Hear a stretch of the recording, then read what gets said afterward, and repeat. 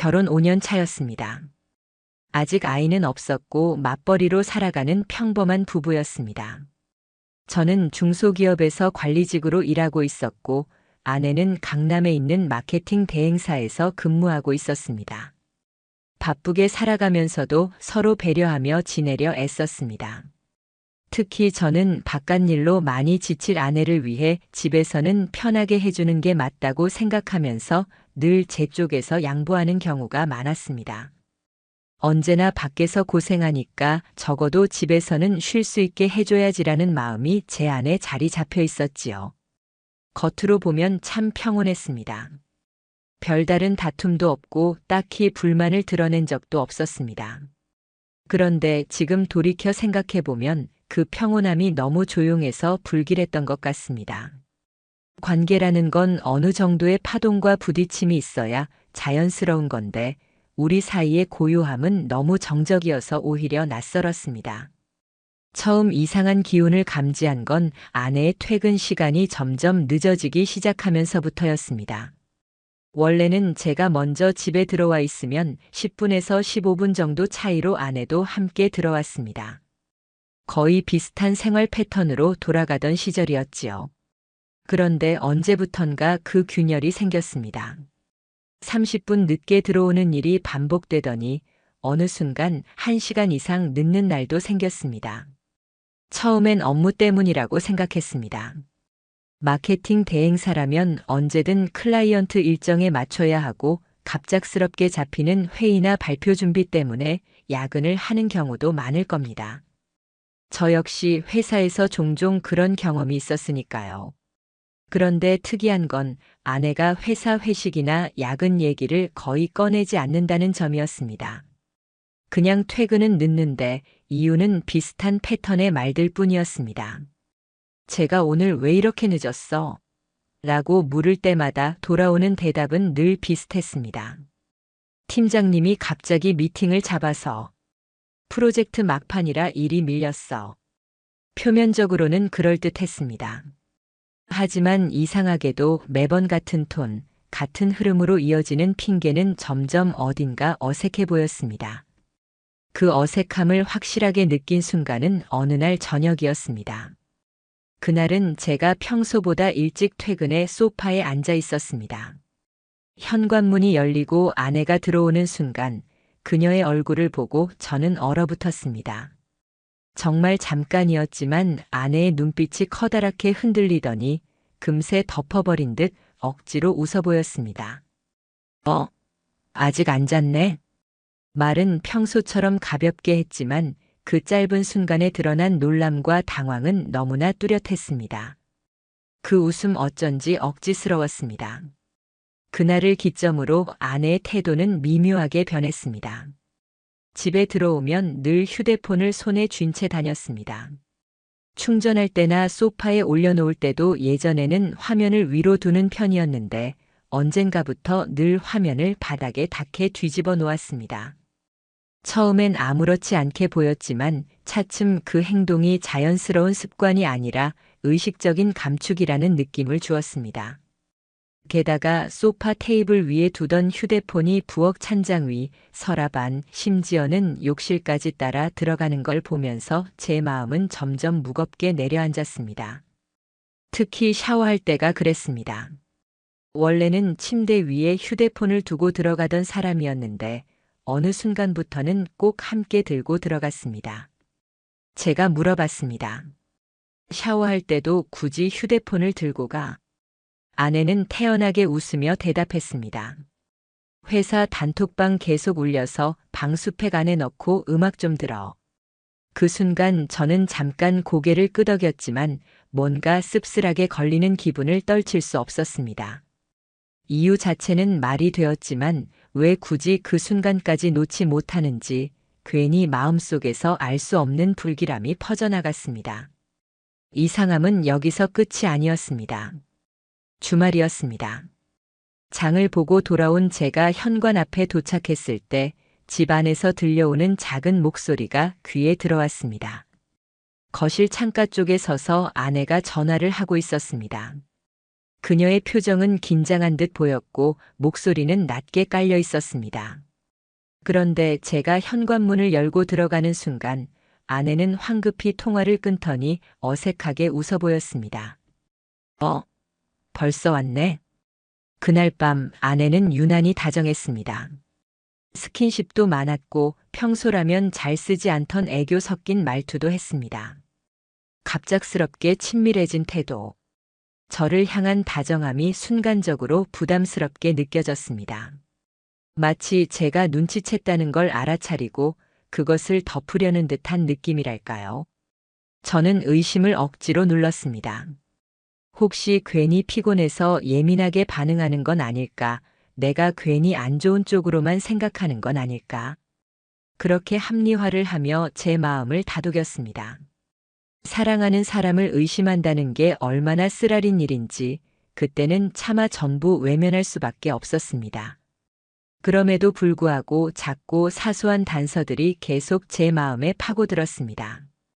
퇴근이 늦어지는 패턴, 휴대폰을 항상 숨기듯 들고 다니는 행동, 저를 향한 갑작스러운 다정. 이 작은 퍼즐 조각들이 서로 맞물릴수록 결국 하나의 큰 그림이 머릿속에 그려졌습니다. 아내가 나에게 뭔가를 숨기고 있다. 그 확신은 시간이 지날수록 강하게 제 가슴을 쑤셨습니다. 그러면서 동시에 두려움이 엄습했습니다. 혹시 내가 지금 막연히 떠올리는 그 그림이 현실이라면 어쩌지? 그 순간이 다가오지 않기를 간절히 바라면서도 본능적으로 알아차리고 있는 진실이 있다는 것이 저를 미치게 만들었습니다. 그때는 알지 못했습니다. 그 낯설고 기묘한 불안이 제 삶 전체를 뒤흔들어 놓는 시작이 될 거라는 것을. 그날 저녁도 어김없이 아내는 늦게 들어왔습니다. 퇴근 시간이 6시 반이었는데 집에 들어온 건 밤 9시가 훌쩍 넘은 시각이었습니다. 대충 씻고 침대에 누워버린 아내는 저를 힐끗 보더니 "너 먼저 먹었지?" 라고 짧게 묻고는 대화조차 이어가지 않았습니다. 저녁밥은 그대로 식탁 위에서 식어가고 있었습니다. 저는 혼자 앉아 젓가락을 들었지만 밥이 목구멍으로 넘어가지 않았습니다. 김치찌개는 이미 식어 기름이 위에 고여 있었고 반찬은 차갑게 굳어 있었습니다. 숟가락으로 국물을 휘저으면서도 손이 힘없이 느껴졌습니다. 억울함, 서운함, 그리고 설명할 수 없는 모멸감이 가슴에서 치밀어 올랐습니다. 도대체 뭐가 그렇게 바쁜 거지? 가족보다 중요한 일이 뭐가 있다고 이렇게까지 늦는 거지? 그 질문이 머릿속을 맴돌았지만 정작 입 밖으로 꺼내지는 못했습니다. 괜히 불필요한 싸움을 만들고 싶지 않았으니까요. 하지만 속으로는 이미 균열이 생기고 있었습니다. 그날 밤 아내는 평소보다 더 깊이 잠든 듯 보였습니다. 저는 거실로 나와 소파에 앉아 넷플릭스를 틀어놓고 멍하니 시간을 보냈습니다. 화면에는 유명한 드라마가 흘러가고 있었지만 자막은 머리에 하나도 들어오지 않았습니다. 눈은 멍하니 화면을 향하고 있었지만 마음은 자꾸만 다른 곳을 기웃거렸습니다. 한밤중이었습니다. 목이 말라서 부엌으로 물을 마시러 갔다가 그 순간 제 시선을 사로잡는 빛 하나가 눈앞에 들어왔습니다. 테이블 위에 충전기에 꽂혀 있던 아내의 휴대폰. 화면에 알림창이 떠올라 밝게 빛나고 있었습니다. 띠링. 익숙한 메시지 알림음. 본능적으로 고개를 돌리자 화면 상단에 적힌 글자를 확인하는 순간 심장이 쿵 하고 내려앉았습니다. 엔젤스 데이트 진아님, 새로운 매칭이 도착했어요. 순간 저도 모르게 숨이 막히듯 멈춰버렸습니다. 진아. 아내의 이름이었습니다. 손끝이 차갑게 식어갔습니다. 머릿속은 하얘졌습니다. 지워버리고 싶고 못 본 척하고 싶었지만 눈앞에 뜬 그 알림은 결코 지워지지 않았습니다. 엔젤스 데이트. 이름만 들어도 어떤 종류의 앱인지 명확히 알 수 있었습니다. 그 자리에서 한참을 얼어붙은 저는 결국 떨리는 손을 뻗었습니다. 그냥 화면을 꺼버릴까 수십 번 망설였지만 머릿속에서 또렷하게 들려오는 목소리가 있었습니다. 확인해. 지금 보지 않으면 평생 후회할 거야. 저는 소파에서 잠들어 있던 아내 쪽을 바라봤습니다. 깊게 자고 있는지 숨소리가 고르게 들리는지 확인한 뒤 휴대폰을 손에 들었습니다. 그리고 제 가슴이 미친 듯 뛰는 소리를 들으며 아내의 손가락 끝을 휴대폰 센서에 대보았습니다. 띡. 잠금이 풀렸습니다. 그 순간 전 온몸이 얼어붙었습니다. 저는 천천히, 아주 천천히 화면을 스크롤했습니다.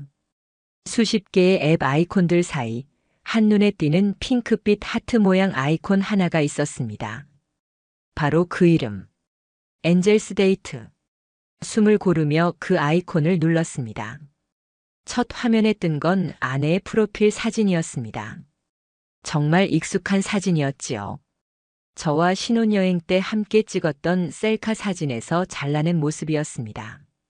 그 사진이 마치 혼자 찍은 단정한 프로필 사진처럼 보이도록 일부만 편집돼 있었습니다. 프로필 아래에는 아내의 이름과 정보가 적혀 있었습니다. 진아 35세 강남 마케팅 기획자.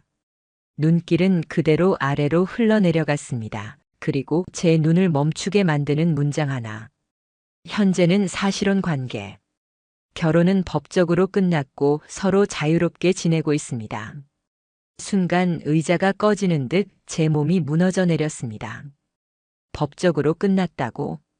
저는 결혼식도 했고 신혼여행도 다녀왔고 매일 밤 같은 집 같은 침대에서 함께 지내고 있었습니다. 그런데 아내는 그 안에서 저의 존재를 싹 지워버린 채 마치 결혼이 끝난 사람처럼 자기소개서를 써내려간 것이었습니다. 그 밑에는 또 다른 자기소개 글이 이어져 있었습니다. 일에 지치지 않고 감성적인 대화와 따뜻한 만남을 원합니다. 과거에 연연하지 않는 분이 좋아요. 책임질 수 있는 분이면 좋겠어요.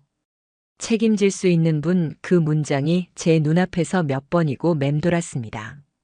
지금 제가 책임지고 지켜온 이 사람은 누구에게 새로운 책임을 바라는 걸까? 정신이 아득해져 휴대폰을 테이블에 내려놓고 TV를 켰습니다. 소리를 크게 올렸는데도 한 글자도 귀에 들어오지 않았습니다.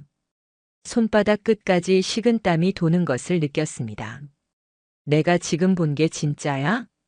이게 지금 현실이 맞다고? 머릿속 수십 번 부정했습니다. 단순히 장난이 아닐까, 광고성 메시지는 아닐까, 아니면 친구가 깔아둔 건 아닐까. 그러나 제 눈으로 직접 본 앱 속 아내의 프로필, 아내의 이름, 아내의 사진은 더 이상 변명이 불가능했습니다. 저는 결국 메시지함까지 눌러버렸습니다. 그 안에는 이미 숱한 대화들이 오가고 있었습니다. 오늘 카페 좋았어요. 영화 보러 가요. 생일 축하해요. 직접 보고 싶네요. 짧은 메시지 하나에도 가슴이 찢겨 나갔습니다. 그것은 낯선 사람들이 아니라 제 아내가 타인에게 보내던 진심 어린 문자들이었습니다. 저는 휴대폰을 내려놓고 새벽이 올 때까지 거실 소파에 앉아 있었습니다. 눈을 감고 싶어도 감을 수가 없었습니다. 머릿속이 요란했고 심장은 제멋대로 뛰었습니다. 이제 무슨 일이 있어도 끝까지 확인해야 한다. 내 눈으로 직접 진실을 잡아내야 한다. 그 결심은 그날 밤 절망과 충격 속에서 불꽃처럼 피어올랐습니다. 하지만 그때는 몰랐습니다. 그 결심이 결국 제 인생에서 가장 거대한 싸움의 시작이 될 거라고는. 아내의 휴대폰에서 본 그 화면은 절대로 단순한 실수나 장난으로 치부할 수 있는 게 아니었습니다. 그것은 치밀했고 계획적이었으며 무엇보다 제 존재를 의도적으로 지워낸 세계였습니다. 저는 그날 이후부터 감정이 아닌 냉정한 머리를 붙잡고 움직이기로 마음먹었습니다. 저는 아내가 깊이 잠든 시간을 노렸습니다. 새벽 2시, 3시쯤. 숨소리가 일정하고 손끝까지 힘이 풀려 있을 때를 기다렸습니다. 그리고 다시 한번 휴대폰을 열었습니다. 지문 인식이 열리는 순간마다 손이 떨렸지만 멈출 수는 없었습니다. 그 안에는 충격적인 정황들이 쏟아져 나왔습니다. 첫째, 아내의 프로필 사진. 저는 그 사진을 보는 순간 바로 알아봤습니다. 우리 부부가 커플 기념일을 맞아 남산 한옥마을에 갔던 날, 저녁을 마치고 카페에 들렀을 때 함께 찍었던 사진이었습니다. 아내와 제가 환하게 웃으며 찍었던 셀카. 그런데 그 사진 속 제 모습을 잘라내고 마치 혼자 찍은 인물 사진처럼 편집한 뒤 앱 프로필로 올려놓은 것이었습니다. 그 뻔뻔함과 치밀함에 저는 숨이 멎는 기분을 느꼈습니다. 행복했던 기억의 순간이 단칼에 잘려져 나가 이제는 다른 곳에서 남자를 유혹하는 가면으로 쓰이고 있었던 겁니다. 둘째, 프로필 내용. 제가 아내와 함께했던 지난 5년의 시간은 단 한 줄의 글로 완전히 부정당했습니다. 닉네임 진아. 나이 35세. 지역 서울 강남. 직업 마케팅 프리랜서. 상태 사실혼 관계, 법적으로만 관계 유지, 별도 거주. 단어 하나하나가 저를 베어내는 칼날이 되었습니다. 사실혼. 그 단어는 마치 저를 없는 사람 취급하는 증표였고 우리의 혼인을 완전히 삭제하는 도구였습니다. 셋째, 자기소개 글. 한 사람에게만 헌신하고 싶은 성향이에요. 외로움을 함께 나눌 수 있는 따뜻한 분 찾고 있어요. 책임질 수 있는 분이면 좋겠어요. 눈앞에서 활자가 뒤엉켰습니다. 지금 이 순간 제가 바로 그 책임을 지고 살아가고 있는데 왜 그녀는 전혀 다른 남자에게 같은 단어를 요구하는 걸까? 헌신이라는 말이 제 귀에는 잔혹한 조롱처럼 들렸습니다. 하지만 진짜 충격은 그 다음이었습니다. 메시지함. 떨리는 손끝으로 메시지 아이콘을 눌렀습니다. 화면 속에는 여러 남성들과의 대화창이 즐비했습니다. 하나씩 눌러보는 동안 제 시선은 갈기갈기 찢겨나갔습니다. 오늘 약속한 그곳에서 기다릴게요. 검정 트렌치코트 입고 있을게요. 선물 너무 고마웠어요. 다음에 제가 밥 살게요. 오빠 얘기 듣고 있으면 마음이 편해져요. 어떤 대화는 이미 만남의 흔적이 뚜렷했습니다. 카페 이름과 후기가 적힌 메시지, 직접 찍은 음식 사진, 두 사람의 그림자가 드리운 사진. 심지어 일부 대화에는 아내가 직접 찍은 셀카가 있었습니다. 밝게 웃고 있는 얼굴, 제가 집에서 늘 보던 바로 그 얼굴이었습니다. 하지만 그 웃음에 향하는 곳은 더 이상 제가 아니었습니다. 특정 남성과는 2달 이상 지속적으로 대화를 나누고 있었습니다. 오늘도 기다릴게요. 일 핑계지만 사실 그냥 보고 싶었어요. 뽀얀 셔츠 입고 와주세요. 한 문장, 한 문장이 심장을 후벼 팠습니다. 저는 휴대폰을 내려놓고 천장을 올려다보았습니다. 뇌리 속에서 쉴 새 없이 질문이 솟구쳤습니다. 이게 정말 내가 알던 그 사람 맞나? 우리가 함께 찍었던 사진들, 그 오랜 시간은 다 뭐였던 거지? 결혼식 날의 기억, 신혼여행에서 찍었던 사진들, 매년 기념일마다 주고받았던 선물들. 그 모든 것이 쓰레기처럼 방 한가득 흩날리는 기분이었습니다. 하지만 저는 감정적으로 폭발하지 않았습니다. 눈물이 쏟아지려는 걸 억지로 삼켰습니다. 심장이 찢어지는 것 같았지만 저는 마음속으로 다짐했습니다. 감정으로는 안 돼. 무조건 흔적을 남겨야 해. 기록해야 해. 저는 그날부터 본격적으로 모든 증거를 남기기 시작했습니다.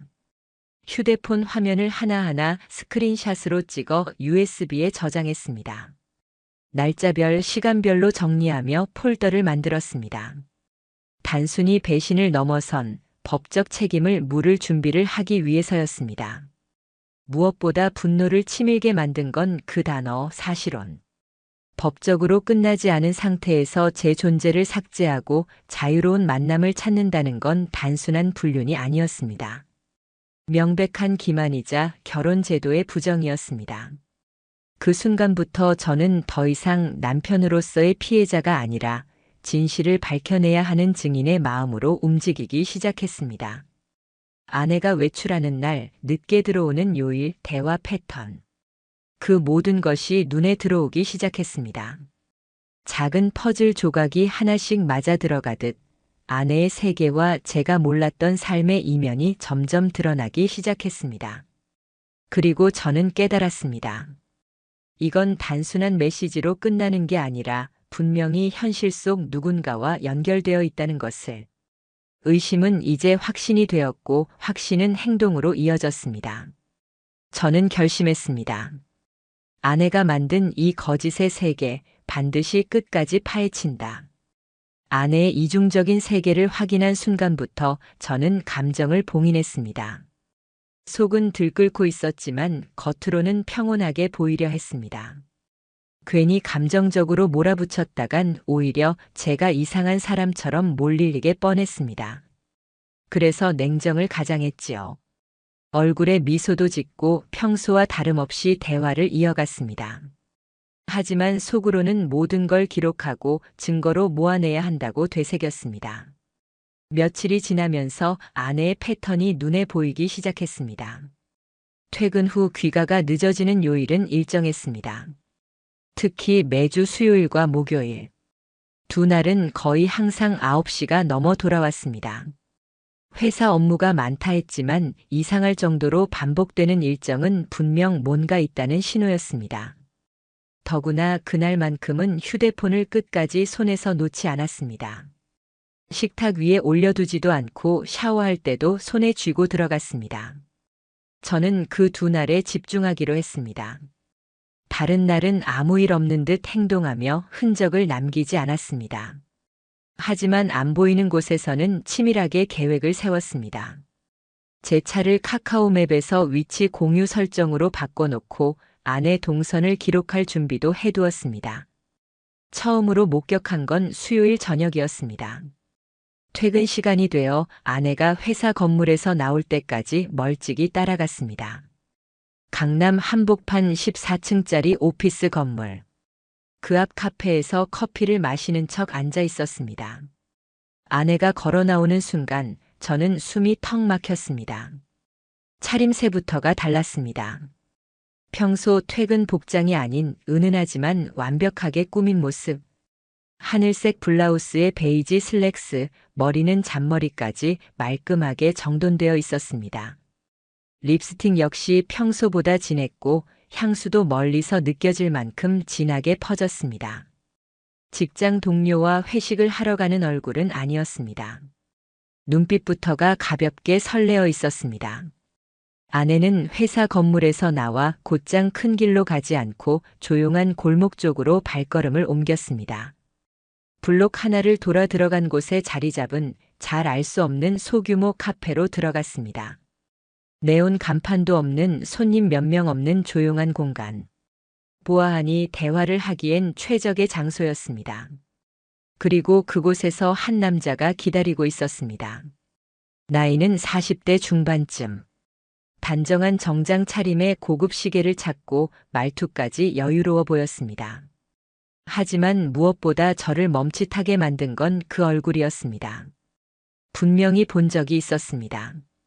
몇 년 전 아내와 함께 동호회에 갔을 때 사진 배경에 자주 비치던 남자였습니다. 그때 아내에게 물어보니 회사 쪽에서 잠깐 알던 분이라고만 설명했던 사람. 잊고 있던 퍼즐 조각이 한순간에 맞춰지는 느낌이었습니다. 아내와 그 남자는 서로를 보자마자 굉장히 자연스러웠습니다. 마치 오랜 연인이 다시 만난 사람처럼 서슴없이 웃었고 인사도 짧게 끝냈습니다. 자리에 앉자 아내는 어깨를 기대듯 편안한 자세를 취했습니다. 눈을 자주 맞추며 웃고 팔동작을 하며 대화하는 모습은 절대 업무 미팅의 분위기가 아니었습니다. 더 충격적인 건 손동작이었습니다. 대화 중 남자의 손이 몇 번이나 아내의 손 위로 포개졌습니다. 아내는 움찔거리지도 않았습니다. 오히려 자연스럽게 웃어주더군요. 저는 차량 안에서 커튼처럼 드리워진 어둠 속에서 몰래 휴대폰을 꺼내 들었습니다. 그 장면을 영상으로 담았습니다. 몇 장의 사진, 짧은 녹화 영상. 소리까지 녹음하려 했지만 주변 소음이 많아 명확히 들리지는 않았습니다. 하지만 분위기만으로도 충분히 전해졌습니다. 차 안에 앉아 그 장면을 지켜보는 동안 제 손은 식은 땀으로 흠뻑 젖었습니다. 숨이 막혀 고개를 뒤로 젖히고 창문을 바라봤습니다. 차가운 공기를 마셔야 겨우 심장이 진정됐습니다. 그날 밤 아내는 평소처럼 집에 들어왔습니다. 침대에 눕자마자 오늘 피곤하다라며 눈을 감았습니다. 부장님과 갑작스러운 미팅이 있었다며 두어 마디 변명도 곁들였습니다. 저는 고개를 끄덕이며 말했습니다. 아, 그랬구나. 고생했네. 겉으로는 아무 일도 없는 듯 태연했지만 속은 미쳐 날뛰고 있었습니다. 그 남자와 웃고 있던 장면이 계속 눈앞에 어른거렸습니다.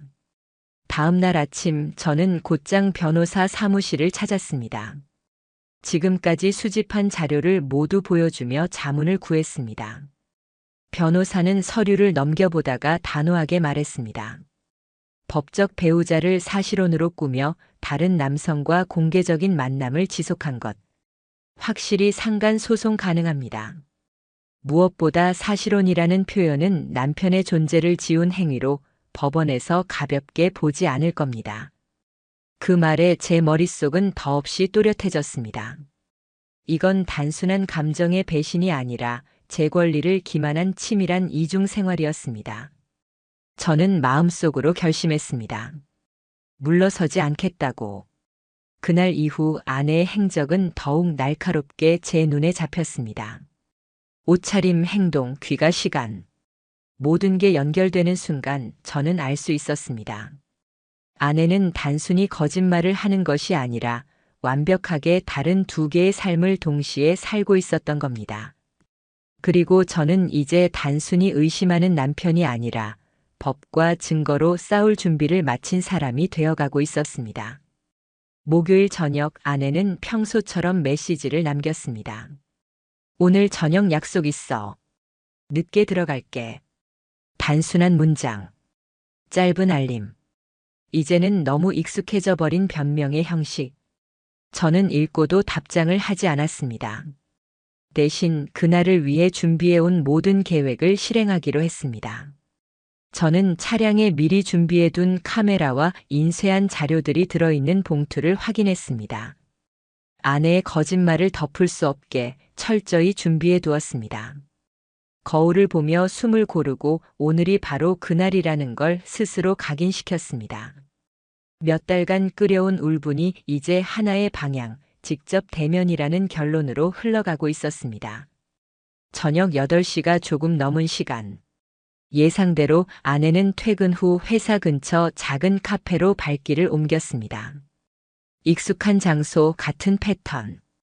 그곳에는 이미 차림새 단정한 남자가 기다리고 있었습니다. 저는 카페 건너편 어두운 구석에 차를 세워두고 두 사람이 자연스럽게 서로 마주 앉는 장면을 지켜보았습니다. 그날만큼은 평소보다 분위기가 더 부드러워 보였습니다. 아내는 미소로 머리를 넘겼고 남자는 그녀의 손을 잡으며 고개를 끄덕였습니다. 대화의 내용은 들리지 않았지만 그 표정에서 충분히 전해졌습니다. 마치 오래된 연인이 약속이나 한 듯 너무 자연스러운 장면이었습니다. 순간 저는 이성을 잃을 것 같았습니다. 핸들을 움켜쥔 손끝에 핏줄이 도드라졌습니다. 온몸이 떨리며 머리끝까지 치밀어 오르는 감정을 억누르는데 온 힘을 쏟아야 했습니다. 하지만 저는 이미 결심한 상태였습니다. 오늘만큼은 도망치지 않기로. 숨을 크게 들이마시고 차문을 열며 발을 내디뎠습니다. 차가운 공기가 피부를 스치고 심장이 터질 듯 뛰었습니다. 카페 문을 당겨 열자 작은 종소리가 울렸습니다. 순간 두 사람의 시선이 동시에 제 쪽으로 향했습니다. 아내는 얼굴이 하얗게 질렸습니다. 눈동자가 산산이 부서진 듯 커졌다가 이내 아무 말 못한 채 얼어붙었습니다. 남자 역시 움찔하며 의자에서 몸을 일으켰습니다. 어색한 미소를 지으려는 듯 했지만 금세 굳어버렸습니다. 저는 그들의 테이블로 다가가 조용히 손에 쥔 봉투를 꺼내 테이블 위에 놓았습니다. 그리고 차례대로 안에 들어있던 자료들을 꺼내 보였습니다. 휴대폰 캡처 화면, 대화 내역, 그리고 두 사람이 나란히 있는 모습이 담긴 사진들. 카페 조명이 서늘하게 내려앉으며 종이 한 장 한 장이 바람에 쓸려 나오는 소리만이 크게 들렸습니다. 이게 당신들이 말하는 사실혼이냐? 제 목소리는 떨렸습니다. 화가 나서가 아니라 너무 억울하고 황망해서. 온몸이 부들부들 떨리고 있었지만 제 입에서 나온 톤은 낮고 단단했습니다. 아내는 아무 대답을 하지 못했습니다. 그녀의 눈은 휘둥그레 커졌다가 점점 바닥을 향해 내려갔습니다. 그토록 강하던 눈빛은 사라지고 남은 건 죄책감이 뒤섞인 흐린 표정뿐이었습니다. 그 순간 아내가 입을 열었습니다. 그냥 얘기만 하고 있었어. 너한테 미안해서 말 못했던 거야. 순간 눈앞이 아찔할 정도로 돌아갔습니다. 얘기만? 제가 눈으로 본, 제가 증거로 붙잡은 모든 시간이 단순한 얘기에 불과하단 말입니까? 저는 한쪽 입술을 비웃듯 올리며 말했습니다. 소개팅 앱에 남편과 사실혼 관계라고 적고 여기서 지금 다른 남자 손잡으면서 웃는 걸 단순한 얘기라고? 제 말이 끝나자 남자가 다급히 제게 다가섰습니다. 손바닥을 앞으로 내밀며 진정시키려는 듯 했습니다. 저희가 감정적으로 조금 가까워진 건 맞습니다. 하지만 그런 관계는 없었습니다. 그 말을 듣고 저는 순간적으로 비웃음을 터뜨릴 뻔했습니다. 물리적인 관계가 없다고 해서 그 모든 게 사라집니까? 도둑이 집안을 샅샅이 뒤엎어 놓고 물건은 훔치지 않았다며 죄가 없다고 말하는 것과 다를 바 없었습니다. 저는 그들을 똑바로 바라봤습니다. 목소리는 떨렸지만 의지는 흔들리지 않았습니다. 두 분이 법적인 책임에서 자유로울 거라 생각하는 모양인데 제가 직접 증명해 드리겠습니다. 그 말을 끝으로 봉투를 정리해 들고 카페를 뒤돌아 나왔습니다. 등 뒤로 들려오는 아내의 낮은 울음소리, 그리고 남자의 당황한 목소리가 희미하게 들려왔습니다. 하지만 저는 돌아보지 않았습니다. 그날 밤 아내는 집에 돌아오지 않았습니다. 텅 빈 침실 한쪽만 정리된 이불이 차갑게 느껴졌습니다. 내일이 오기 전까지 단 한숨도 잠들 수 없을 것 같았습니다. 다음 날 아침이 되어서야 아내는 집으로 돌아왔습니다. 눈은 퉁퉁 부어 있었고 머리칼은 흐트러졌습니다. 그 얼굴엔 변명이나 거짓 대신 공허함과 패배감이 서려 있었습니다. 그녀는 말없이 고개를 숙이고 엉거주춤 서 있었습니다. 저는 힘주어 단호히 말했습니다. 이미 변호사 상담 다 끝났고 자료도 충분해. 상간남도 곧 연락받을 거야. 아내는 그제야 무너졌습니다. 눈물을 쏟으며 제 앞에 주저앉았습니다. 내가 잠깐 미쳤었어. 정말 실수였어. 나도 왜 그랬는지 모르겠어. 하지만 저는 더 이상 분노보다 냉정이 앞섰습니다. 무너진 신뢰는 결코 되돌릴 수 없었습니다. 실수는 한 번이지. 내가 했던 건 수개월 동안 거짓말을 하나하나 쌓아올린 선택이야. 아내는 울음을 터뜨리며 바닥에 손을 짚고 무너져 내렸습니다. 하지만 저는 그 장면조차 더 이상 안쓰럽게 느껴지지 않았습니다.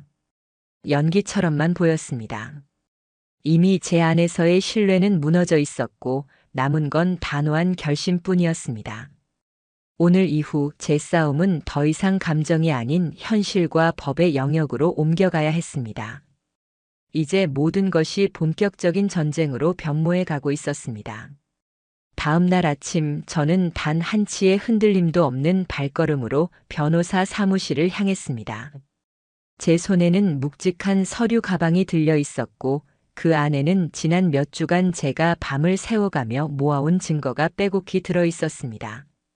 휴대폰 캡처 이미지, 대화 로그, 아내의 프로필 내용, 카페에서 직접 찍은 사진과 영상. 그리고 아내의 귀가 시간과 행적을 표처럼 정리한 기록까지. 한 장 한 장 꺼내며 마치 수사관이 된 듯 제 삶의 상처를 정리해 두었습니다. 변호사는 차분히 자료를 훑어보다가 고개를 끄덕였습니다. 이 정도면 명백합니다. 상간자 소송 충분히 승소할 수 있습니다. 그 말을 듣는 순간 제 가슴 깊은 곳에 눌려있던 분노가 차가운 확신으로 바뀌었습니다. 이제 더 이상 제가 당하고만 있던 피해자가 아니라 법 앞에서 싸움을 이어갈 원고가 된 것이었습니다. 며칠 후 아내는 제가 진짜로 법적 대응을 준비했다는 사실을 알게 되었습니다. 그날부터 그녀의 태도는 180도 달라졌습니다. 울고불고 하며 무릎을 꿇었고 손을 붙잡으며 제발 한 번만 용서해 달라고 매달렸습니다. 정말 후회해 다시는 그러지 않을게. 나도 왜 그랬는지 모르겠어. 잠깐 눈이 돌아갔던 거야. 하지만 저는 단호했습니다. 용서는 신뢰가 남아있을 때 가능한 거야. 넌 그걸 뿌리째 뽑아버렸어. 그 말에 아내는 주저앉아 흐느꼈습니다. 바닥에 웅크린 채 떨며 울던 모습이 과거에 사랑했던 아내가 아니라 전혀 모르는 한 사람처럼 낯설게 보였습니다. 며칠이 지나 아내 가족들도 이 사실을 알게 되었습니다. 장모님은 믿을 수 없다는 듯 제 앞에서 손을 떨며 말씀하셨습니다. 설마 우리 진아가 그럴 리가. 하지만 제가 휴대폰 캡처와 자료를 직접 보여드리자 그 순간 장모님은 한마디 말도 잊지 못한 채 고개를 숙였습니다. 정말 미안하다. 어떻게 이런 일이. 장모님의 눈시울이 붉어지는 걸 보는 순간 저도 마음이 무겁게 가라앉았습니다. 하지만 사실 그 미안하다는 말조차 공허하게 들렸습니다. 이미 돌이킬 수 없는 선을 넘어섰으니까요. 회사에서도 일이 퍼지기 시작했습니다. 제가 퍼뜨린 건 아니었지만 은밀히 숨길 수 있는 일은 아니었습니다. 사내에선 이미 소문이 삽시간에 번졌습니다. 마케팅팀 진아 그 앱에서 활동했다더라. 앱 프로필에 남편과 사실혼이라고 적었다는데 직장 동료들의 소곤거림은 결국 아내에게로 전해졌습니다. 인사팀에서 불려가 면담을 받고 프로젝트에서도 배제되었습니다. 팀원들 앞에 선 아내의 굳은 표정을 누군가 촬영했다는 소문까지 들렸습니다. 무엇보다 큰 타격은 상간남에게도 닥쳤습니다. 그는 단순한 동호회 인연이 아니라 아내의 직속 상사였던 겁니다. 팀 권한을 이용해 후배 직원과 부적절한 관계를 유지했다는 의혹까지 동시에 불거졌습니다. 회사는 바로 조사에 착수했고 결국 그 남자 역시 징계위원회로 회부되었습니다. 그 순간 저는 알아차릴 수 있었습니다. 이것은 단순히 개인적인 배신 사건이 아니라 사회적법적으로도 흔들어야 할 사건이라는 것을. 며칠 후 저는 정식으로 상간남 소송을 접수했습니다. 변호사가 작성해준 소장은 단단했고 치밀했습니다. 법적 배우자를 사실혼 관계라 기재한 점, 남편의 존재를 은폐하며 타인과 교제 관계를 맺은 점, 그리고 허위 사실을 통해 새로운 인간관계를 형성하려 한 점. 이 모든 증거가 하나로 정리되어 있었습니다. 그날 밤 아내는 제게 조용히 물었습니다. 정말 소송까지 할 거야? 저는 고개를 끄덕였습니다. 그래. 내가 이렇게 당했는데 아무 일 없던 것처럼 넘어갈 수 있다고 생각했어? 내가 지운 건 나 하나가 아니야. 우리 결혼, 우리 삶 전체야. 그 순간 아내의 눈에서 눈물이 터졌습니다. 사람들이 다 등을 돌렸어. 동호회에서도 나 이제 못 나가. 뒤에서 다 수군거려. 나 때문에 다 망가졌어. 저는 그 말을 듣고도 흔들리지 않았습니다. 그건 내가 만든 결과야. 나 때문이 아니고 내 선택 때문이야. 아내는 무너져 내려 흐느꼈습니다. 하지만 이제 저는 연민조차 느끼지 않았습니다. 오히려 냉정하게 이미 모든 게 끝났음을 절감했을 뿐이었습니다. 그날 이후 저는 매일같이 법원에 제출할 자료를 검토하며 변호사와 대응 전략을 논의했습니다. 날짜별로 정리된 증거, 기사와 대비 전략, 법정에서 상대가 무슨 변명을 하더라도 반박할 수 있는 준비. 이제 제 마음속 싸움은 분노가 아니라 확신으로 바뀌었습니다. 이 싸움은 더 이상 저 혼자만의 문제가 아니었습니다. 진실을 끝까지 확인하려 했던 제 마음은 이제 현실적으로, 법적으로 반드시 책임을 물어야 하는 단계까지 이른 것입니다. 그리고 저는 드디어 다가오는 재판을 기다리고 있었습니다. 이제는 더 이상 숨지 않을 겁니다. 그들이 만든 거짓의 세계를 온 세상 앞에서 무너뜨려야 했으니까요. 소송이 시작된 이후 모든 것은 눈 깜짝할 사이에 무너져 내렸습니다. 상간남. 그는 회사 내부 징계위원회에서 조사 결과를 통보받았습니다. 결론은 명확했습니다. 업무 외 사적 관계 유지 및 허위 사실 유포. 그는 원래 팀장 승진 대상이었고 앞으로 경력도 꽃길일 거라 생각했던 사람이었습니다. 하지만 회사 내 평판은 바닥까지 추락했습니다. 몇 년간 쌓아올린 신뢰는 단 며칠 만에 무너져 내렸습니다. 결국 그는 해고 처분을 받았습니다. 겉으로는 자진 퇴사라는 이름이 붙었지만 회사 사람들은 이미 다 알고 있었습니다. 사람들 사이에서 이미지 실추로 인해 신뢰 회복 불가라는 이유가 회자되었고 그 누구도 그를 두둔하지 않았습니다. 그가 빈 사무실 책상을 정리해 나가는 장면을 본 동료의 말이 제 귀에 들어왔습니다. 고개도 못 들고 나갔더라. 다들 얼빠진 얼굴로 쳐다봤지. 아내 역시 회사에 오래 버티지 못했습니다. 징계까지는 아니었지만 팀 프로젝트에서 전면 배제된 뒤 하루가 다르게 시선이 따가워졌습니다. 결국 며칠을 버티다 사직서를 써냈습니다. 자진 퇴사라 했지만 사실상 쫓겨난 것이나 다름없었습니다. 무엇보다 치명적이었던 건 소개팅 앱 프로필에 남겼던 그 한 줄이었습니다. 현재 남편과는 사실혼 관계입니다. 그 문장은 그녀의 직장 동료들 입에도 오르내렸습니다. 아직도 결혼한 상태면서 사실혼이라고 쓰고 다른 사람 만나는 게 말이 돼? 남편은 뭐가 된 거야? 진짜 끔찍하다. 아내는 그 시선을 견딜 수 없었습니다. 사람들의 대화 속에서 자신이 입에 오르내린다는 사실 하나만으로도 버텨낼 수 없었던 걸 겁니다. 결국 친구들도 하나둘 떠났습니다.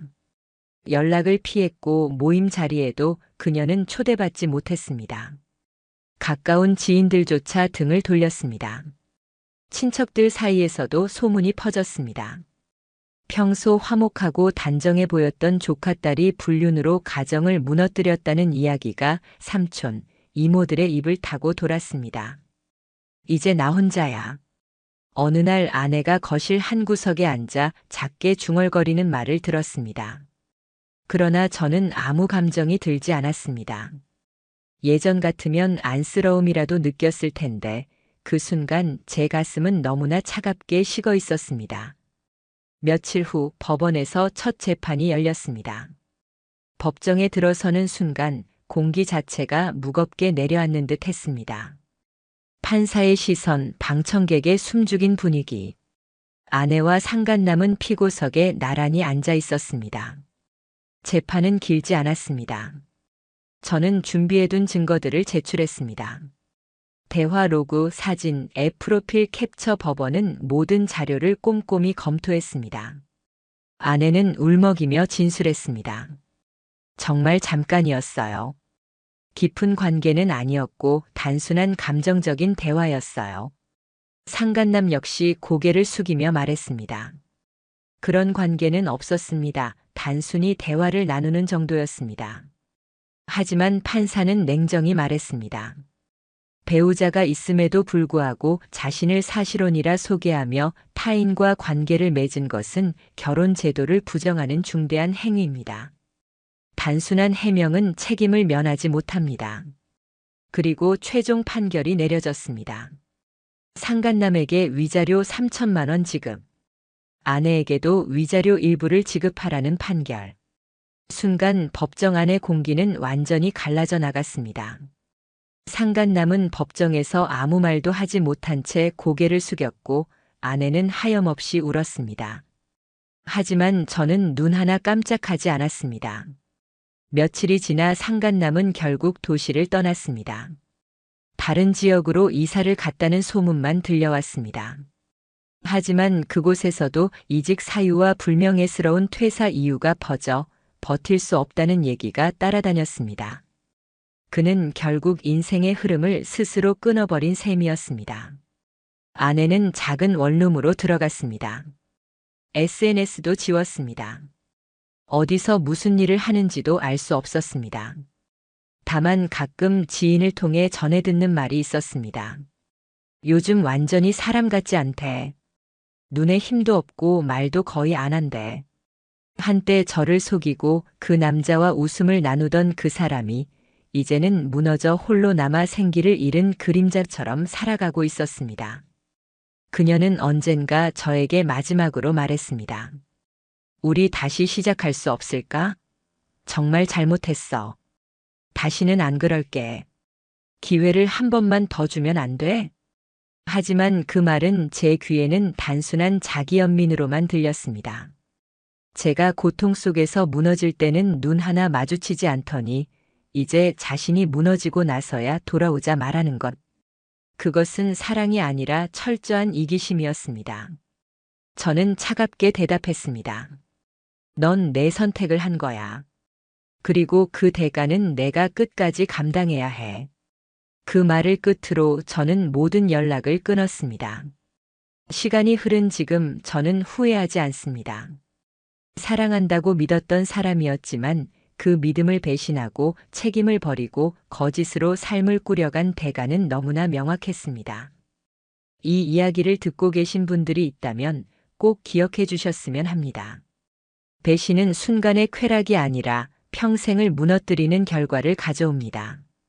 뒤늦은 후회는 무너진 삶 앞에서 아무 소용이 없습니다. 그리고 당신이 그 배신의 피해자라면 절대 눈을 감지 마십시오. 끝까지 사실을 확인하고 반드시 책임을 물어야 합니다. 그것이 스스로를 지키는 길이자 다시 일어서기 위한 유일한 방법입니다.